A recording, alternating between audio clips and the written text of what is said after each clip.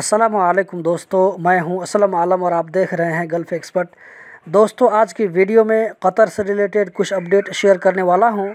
अगर आप कतर में रहते हैं तो वहां के बारे में जानकारी रखना ये आपके लिए बहुत बेहतर होता है। आगे आप लोगों को बताने वाला हूं कि कतर में रिस्ट्रिक्शन या लॉकडाउन हटाने का पहला स्टेप 23 मई से शुरू हुआ या नहीं, या कब से शुरू होगा। तो वीडियो के साथ आखिर तक बने रहें ताकि आपको पूरी जानकारी मिल सके।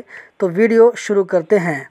यहाँ पर जो सबसे पहला अपडेट है वो है ट्रैफिक डिपार्टमेंट की तरफ से। ट्रैफिक डिपार्टमेंट की तरफ से कहा गया है कि केबिन ट्रांसपोर्ट करने की जो टाइमिंग रखी गई है वो सुबह 8 बजे से शाम 4 बजे तक है।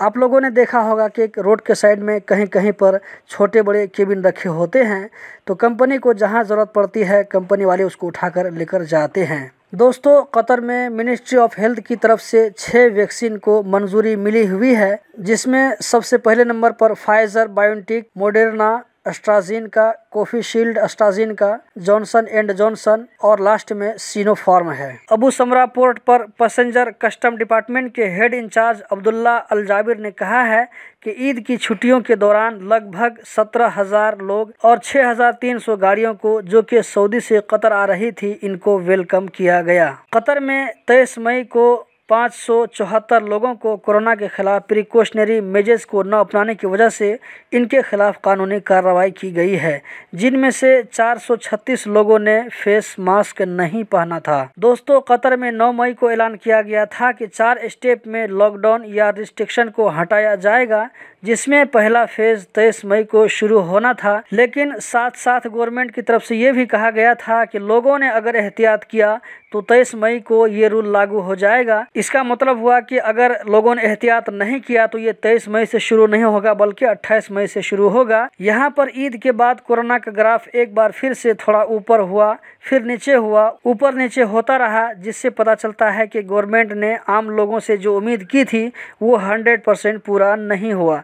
जैसा कि आप स्क्रीन पर देख सकते हैं, 13 मई से लेकर 22 मई तक का आंकड़ा दिखाया गया है। आप देख सकते हैं 13 मई को 299, 14 मई को 244, 15 मई को 260, 16 मई को 256, 17 मई को 302, 18 मई को 370, 19 मई को 295, 20 मई को 313, 21 मई को 367, 22 मई को 330 कोरोना का केस रिकॉर्ड हुआ है। हुकूमत की तरफ से कोई ऐसा ऐलान नहीं आया है कि कतर में 23 मई से रिस्ट्रिक्शन को हटाने का पहला फेज शुरू हो गया है, इसीलिए मानकर चलना पड़ेगा कि पहला फेज अब 28 मई से स्टार्ट होगा।